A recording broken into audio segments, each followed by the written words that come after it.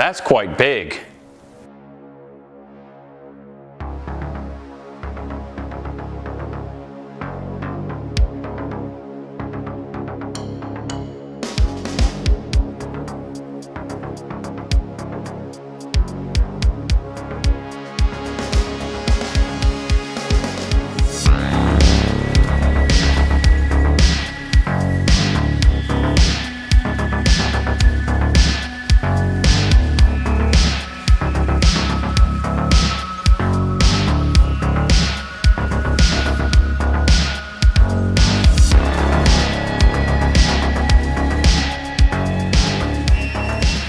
Now this is a build that should probably get a nerf.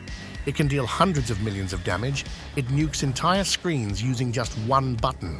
And if that wasn't enough, it's also tanky, fun as fuck and silky smooth to play. Yep, it's the elemental weakness Doedre setup, but utilized on an oracle with some additional interesting mechanics, taking the build to a level I've not seen from any other build so far, and that's while still having room to double its damage. And perhaps most importantly for you bunch of dogshit newbies, it can do all content in the game on a budget as well. Just check this out. Alright, so what are the interactions making this build this goddamn busted? Well, first, we have Doedre's Undoing. You socket this bad boy into a curse skill in this build elemental weakness, so we also benefit from the elemental penetration, and the curse becomes a hazard. This hazard then deals chaos damage whenever an enemy steps into it. This damage is decent in itself, but it has some important implications. First, it's fucking massive, covering the whole screen when paired with some AoE stacking. This makes it fantastic for triggering cock and in turn comets, which is part of the reason my GPU explodes every time I press it. But it also deals chaos damage. This is also fantastic because when paired with a few passive nodes and gems, we can have it ignite, freeze, and shock enemies all at once. And you know what that means. Correct, we can utilize cast on elemental ailment on top of the cock, effectively doubling the number of comets we spawn. To do this though, we need some important support gems. So let's head over to the gem section and check them out. First, we're going to play a life leech build. Meaning, for the newbies that are not aware of this, our life bar is now effectively our mana bar, and our mana bar is what takes damage. The latter happens via Eldritch Battery, and the former is due to gems like Atulize, converting the mana cost into life cost.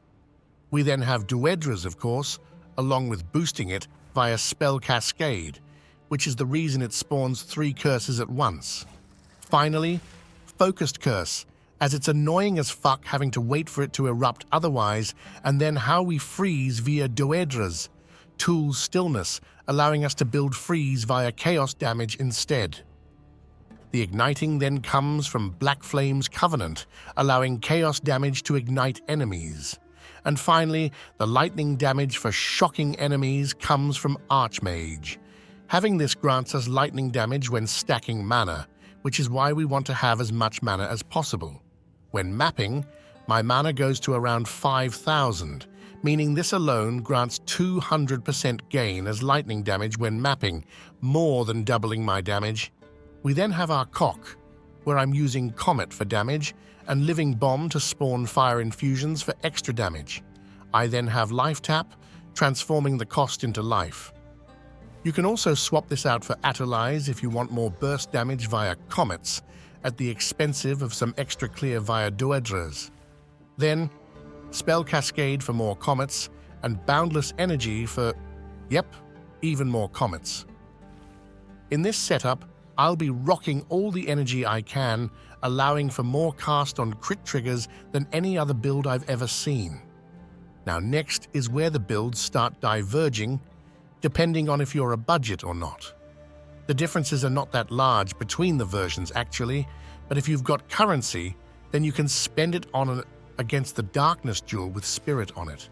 This, along with stacking some Spirit on your gear and a few passive nodes, will allow you to use all these 3 persistent buffs at once. And then on Pinnacle bosses, I swap weapon sets because I don't need cast on Elemental Ailment there, and rather use charge regulation and elemental conflux. But here's the thing. All the spirit is easily solved with just one cheap-ass item if you're on a budget. You just grab a scepter with mana and a truckload of spirit, and it's solved. To offset the damage loss of losing an offhand, you can slot in Trinity instead. Use all these great buffs when both mapping and bossing, and you'll hardly notice a difference. But since you bunch of brain-dead donkeys can hardly wipe your own assholes, I'll have the difference versions in the description so you can just copy-paste. But either way, you only need cast on Elemental Ailment in the mapping weapon set, and then you'll slot in Comets, Life Tap, Spell Cascade, and Boundless Energy. Next up is Charge Regulation, used in set 2 if you're not using a scepter, or both if you do. This grants a truckload of damage on bosses, as we can get 27% multiplicative crit chance from just the infusion of power, passive node generating power charges, and also skill speed from Sniper's Mark. I then have Elemental Conflux for set 2, or both if you're using a scepter, for big damage. And finally, Mana Remnant for set 1 for some additional survivability, and if you have a scepter, then you can add Trinity for set 2 for more bossing damage. So basically, the difference between the build versions is that you can use charge regulation, elemental conflux, and mana remnants when mapping if you have a scepter, whereas you will otherwise only have a slot for mana remnants, and you can also use Trinity when bossing. But again, don't worry, I'll add some notes on this in the planner. Alright friends, next let's check out the gear, shall we? First we have the helmet. If you can afford it, then slap on a vertex with extra skill ranks and spirit. If you can't afford 4 ranks, then go with 2 or 3, those are typically cheap. And if you're completely broke, then just go with a regular energy shield helmet with a spirit corrupt. Next, we have the Covenant, so that we may leech life. Here you just go with this exact one. It costs only a exalts to a few divines. Just make sure this mod is removed when you buy a pair, as the skill cost otherwise gets way too high. For the amulet, the spirit and spell ranks are the most important, followed by a truckload of max life and mana, which you want on all of your pieces, and then you just fill out with any stats you're lacking, really. Also, anoint the fast metabolism, as the build becomes a whole lot smoother when spamming your skills. For the weapons, this one's pretty good, but you can also swap out the cast speed for crit damage, and you can swap out the hybrid spell damage for gain as extra damage. Look for a few different ones, and just grab the cheapest. It doesn't have to be a spell slinger either, but it's definitely the best one, as we can slot in a few additional comets for more damage. And for the offhand, go with a scepter if you can't afford a spirit against the Darkness Diamond. And if you can afford it, then go with a Wrath Pit that has these 3 stats. You can also get increased damage per maximum life, but the most important is that you don't have the mode that increases the life cost, as it'll become very difficult to spam your skills in that case. Next, we have the rings. Again, go with a truckload of max life and mana, then just fill out with whatever you need. Cast speed is probably the least needed, as you're mainly just one-tapping everything anyways. Finally, Headhunter, the per-usual sneakers with a lot of energy shield and movement speed, and a pair of gloves. In this current setup, it's important that you desecrate this mod, as we'll be utilizing Arcane Surge in the passive tree as well. Other than that, look for either energy shield or mana, and use these 2 essences. It's incredibly easy to craft these gloves. I'll post a guide if you're interested, or you can just purchase something similar. Great job, friends. Gear complete. For the flasks, I just use a regular life flask, Laviangas, and then the Axe Charm for Onslaught, Freeze Immunity, and any useful rite of passage charm or stun immunity if you can't afford one. Alright, there's but the passive tree left now, and then I'll teach you how to get good with the build. Let's get right to it. For the Ascendancy, you want to go either Blood Mage or Oracle. Start by heading down, grabbing damage, some AoE, followed by a lovely Arcane Surge node, some damage, and our first jewel. You need at least 1 sapphire with mana on kill, as this will be your biggest chunk of mana regeneration when mapping. Then you start grabbing any crit you can find, along with all of these nodes for spirit, damage, and meta gem energy, which is basically a free support gem. We also have Mom here, transforming our mana bar into defense. I'd also like to mention here that I'm not making any changes between the weapon sets, as it's not really needed, and I'm just weapon swapping to use different persistent buff gems in this build. Next up, I have a resonance from nothing diamond here, so that I may grab these big-ass clusters of nodes for my Against the Darkness jewel.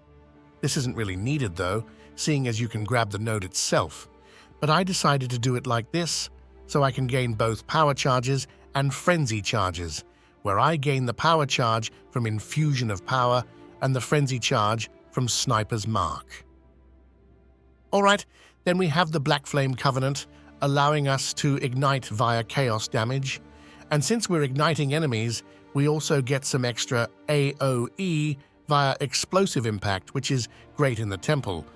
After that, it's time for some more damage, a Heart of the Well Diamond with a truckload of damage, Infusion of Power, and map over here for our Eldritch Battery, converting our energy shield to mana. And this only works with base energy shield, so any energy shield node in the passive tree is useless, as it does not convert into mana. Despite that, I have energy shield on this rare jewel right here. Why is that?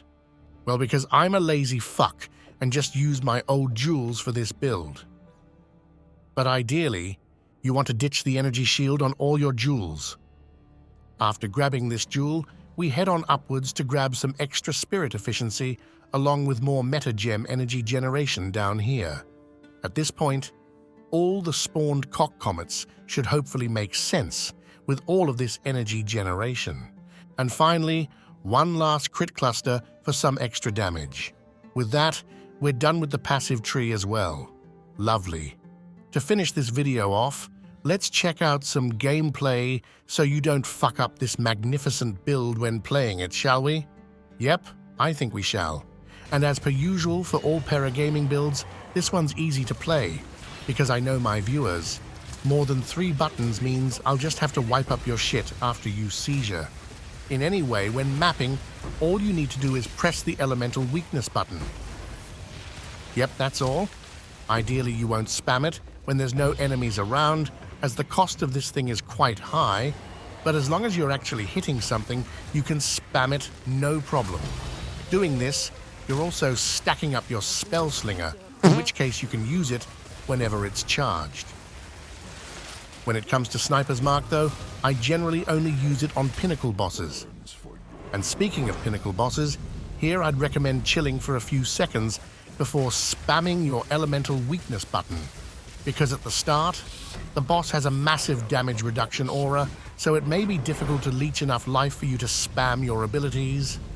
But once that is done, you mark him with Sniper's Mark, spam elemental weakness, and he'll die in no time. Alright folks, that's all for this one. Drop a sub, and I'll see you in the next one.